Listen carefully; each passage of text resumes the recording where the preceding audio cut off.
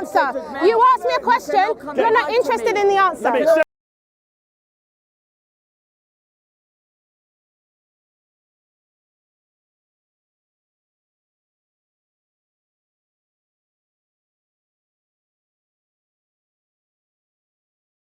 Let me ask you, this educated man, stand here. Can you show me as a Muslim one abolition movement from Islam? One, just one. Show me one abolition movement from Islam. One. Right now, give me one. Give me one abolition movement from Islam. There is no slavery in Islam. He doesn't even know what the word means.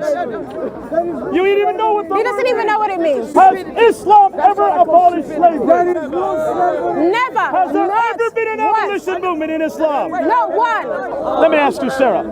In 1400 years, has there ever been an abolition of slavery in Islam? No. Can I add something?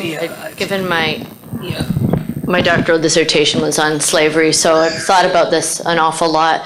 There's a few points here that are important. First of all, Muslims were part of the emancipation movement in the 19th century. This isn't something that was introduced only by Western human rights people, and Muslims grudgingly accepted it. There were Muslims who were very actively involved in bringing about a worldwide abolishment of slavery. There were Muslims who were very actively involved in bringing about a worldwide abolishment of slavery. There were reactionaries. And as there always are to positive developments, when some people want to take the values that the Quran and the Sunnah embody and bring them to a further perfection in society, there were Muslims who were reactionary and said, oh no, slavery's always been part of Muslim society and it should remain that way. We have to understand our own history.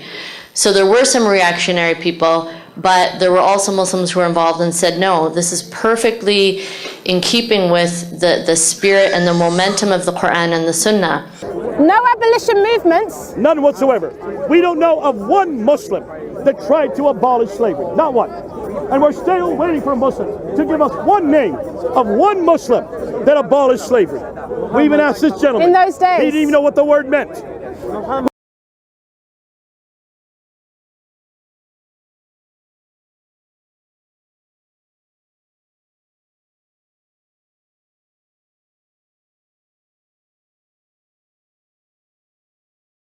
No abolition movements? None whatsoever.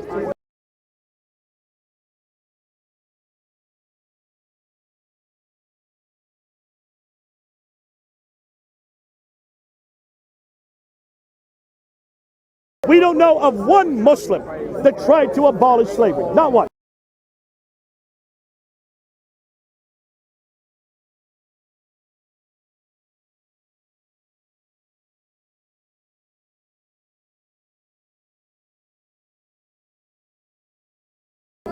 And we're still waiting for Muslims to give us one name of one Muslim that abolished slavery.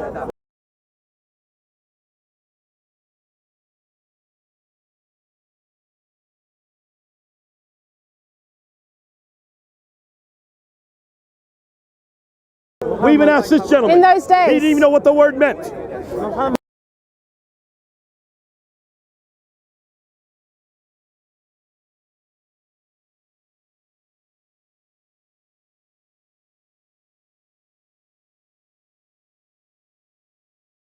This is a question that a lot of times Muslims get asked by non-Muslims. Why is it that your religion hasn't come and prohibited slavery? You guys talk about the emancipation of women, you guys talk about human rights and values, and Islam did this and that. Why didn't it come and stop slavery and just abolish it?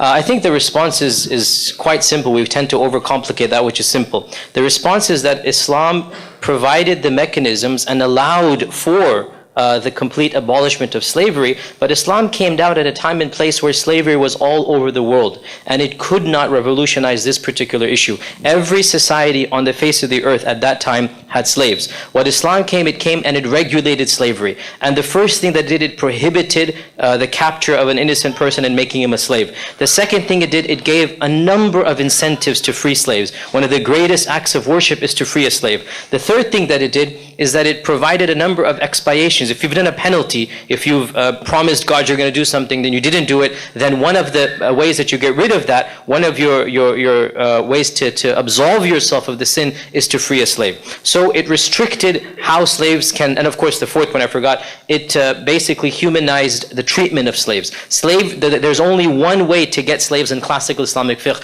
that is prisoners of war who cannot be freed or ransomed. Instead of executing them, instead of doing anything harmful to them, the only option that was humane at the time was to incorporate them into society and allow them to be slaves, and then give them 1,000,001 incentives to free those slaves. The main point here is quite simple. Islam did not come making slavery an integral part of the religion. We can be perfectly good Muslims without having any slaves. You can have an ideal, utopic Islamic state and not have slaves. So the Islamic Sharia provides the mechanisms, it allows for the means for the abolishment of slavery, and we don't for example, I've been asked this question, if you had an ideal Islamic state, what would you do with slavery? I'd say nothing, we leave status quo. There's no need to bring this issue back.